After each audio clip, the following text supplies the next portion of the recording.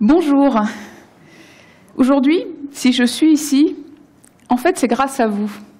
Et ce n'est pas une figure de style. En 2012, des camarades de mon ancienne école d'ingénieurs ont interviewé des experts sur les nouvelles technologies, le monde de demain. Et la personne de la Caisse des dépôts et consignations qu'ils ont interviewée a dit une chose qui m'a marquée. Elle a dit « Si j'ai un conseil à vous donner, c'est d'apprendre à vos enfants à programmer ». Moi, personnellement, ça a été comme une révélation. Parce qu'effectivement, tout d'un coup, j'ai pris conscience de la place de l'informatique dans le monde dans lequel on vit. Aujourd'hui, toutes les activités humaines s'appuient de près ou de loin sur des ordinateurs et des programmes.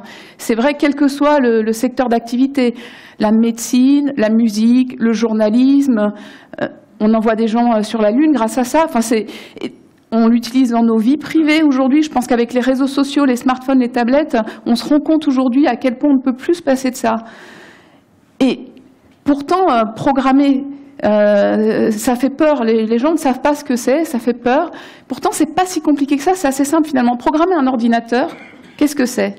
C'est tout simplement lui donner des instructions qu'il va exécuter dans l'ordre pour lui faire faire ce qu'on veut et donc automatiser des tâches qu'on n'aura plus à faire nous. Programmer, c'est très très simple. Très très simple. Ça demande du travail, mais c'est à la portée de tous. Moi, j'ai appris à programmer quand j'avais 20 ans, quand j'ai passé mon diplôme d'ingénieur. Et là, je me suis rendu compte que quelque part, c'était très tard. On ne devrait pas avoir à faire un diplôme d'ingénieur pour comprendre le monde dans lequel on vit, comprendre les ordinateurs et comprendre ce qu'on peut faire avec.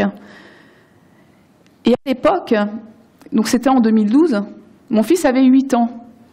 Je me suis dit, je vais bien trouver quelque part un atelier à Paris où il va pouvoir apprendre à programmer, à s'approprier les ordinateurs de façon ludique. Et à l'époque, j'ai rien trouvé.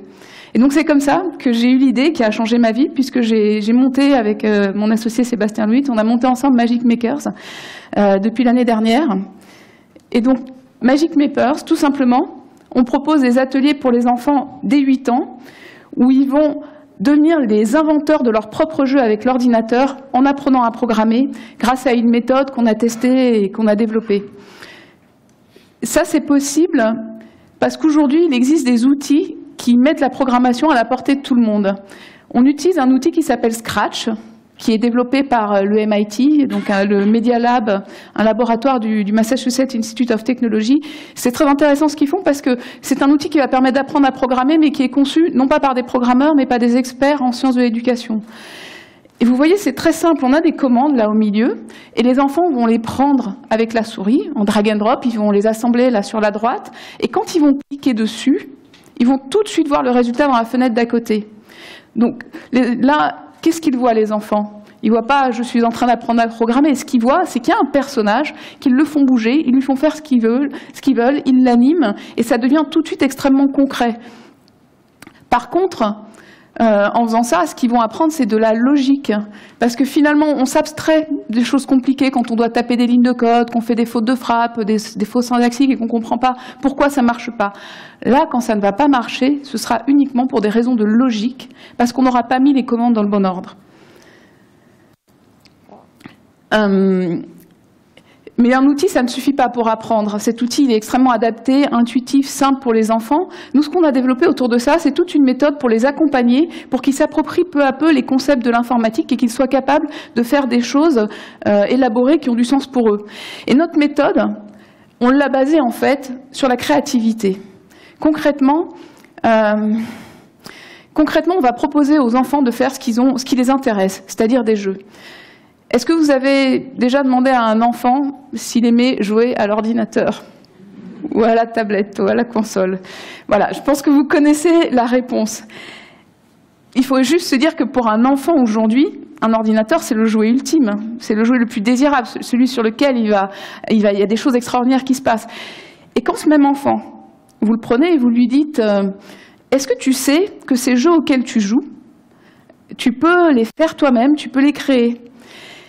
Eh bien, moi, je ne m'attendais pas à la réaction des enfants. Réellement, on a une réaction où leurs yeux s'allument, et ce pouvoir que vous leur proposez, ils le sentent, enfin, ça répond en fait réellement à une demande. Et donc nous, dans nos ateliers, ce qu'on va faire, c'est qu'on va jouer sur ce désir très fort de faire des jeux, de créer des choses qui leur sont propres, de créer. Et on va bâtir, et ça va être un moteur extraordinaire d'apprentissage. Et on va leur proposer des activités qui vont être toujours très ouvertes, où ils vont créer leur propre projet. Vous avez vu Scratch tout à l'heure, en fait c'est très personnalisable, on peut mettre ses images, ses sons, on peut vraiment créer des choses à son univers, qu'on soit garçon, fille, quel que soit son centre d'intérêt. Par contre, on va quand même leur proposer de faire ça dans un certain ordre, pour être sûr que finalement ils vont comprendre les concepts de l'informatique et se les approprier. Typiquement, au début, on va commencer par des choses très expérimentales, des projets artistiques où il n'y a pas d'attendu. Ça va être des opportunités pour s'approprier l'outil, tester telle commande, voir ce que ça fait, expérimenter. Après, on va aller sur le terrain des histoires, leur proposer de faire des histoires. Les histoires, c'est des jeux aussi. Et là, ce qui est très intéressant, c'est que du coup, ils vont s'approprier les concepts de séquence. Dans quel ordre je fais les choses? Parce qu'on va vouloir que le personnage, il parle après l'autre, et puis qu'après le fond, il change, et qu'on mette de la musique. Donc là, ils vont comprendre cette notion de séquencement. Et après, on va aller sur des jeux plus élaborés, où là, on va introduire les notions de conditions. Si mon personnage touche la pomme, elle disparaît, parce qu'il l'a mangée. Comment je compte les points, etc. Et donc, on va leur proposer comme ça des activités qui vont faire qu'ils vont acquérir ce qu'on appelle la pensée informatique. C'est une façon de penser qui permet de concevoir des algorithmes, simplement de se dire, par rapport à un résultat que je veux obtenir, quelle est la succession d'étapes que je vais devoir mettre en œuvre de façon non ambiguë et explicite pour que l'ordinateur puisse les reproduire. Et donc ils vont effectivement acquérir cette pensée algorithmique, ils vont apprendre à raisonner. Mais ce qui est intéressant, c'est que ça va, en fait, ce qu'ils apprennent dans ces ateliers, ça va bien au-delà de ça. Parce que finalement, coder c'est un moyen. C'est un moyen pour créer des choses. Mais quand on apprend à coder, on est dans un contexte où on va développer des pratiques et des comportements qui sont extrêmement utiles dans d'autres cas que la programmation. Typiquement, on va apprendre à décomposer un problème compliqué en éléments simples. Je parlais des jeux tout à l'heure, qui est un exemple vraiment qui motive énormément les enfants. Un enfant, il va arriver, il va dire « je vais faire un jeu, je vais avoir un personnage, il va tirer, il y a l'autre, et là, il va se... » Et la première chose qu'on fait, c'est leur dire « attends, par quoi on commence? T'as combien de personnages? 1, 2, ton premier personnage, il fait quoi? Il est où au début? Et comment tu le pilotes? Et qu'est-ce qui se passe ?» Et donc, c'est toute une démarche en fait qui vont s'approprier de décomposer quelque chose de complexe en éléments simples, et chaque élément simple de le faire fonctionner, de le tester jusqu'à ce que ça marche avant d'assembler la suite, et d'être capable comme ça d'élaborer des choses complexes et de faire ça avec les autres en plus.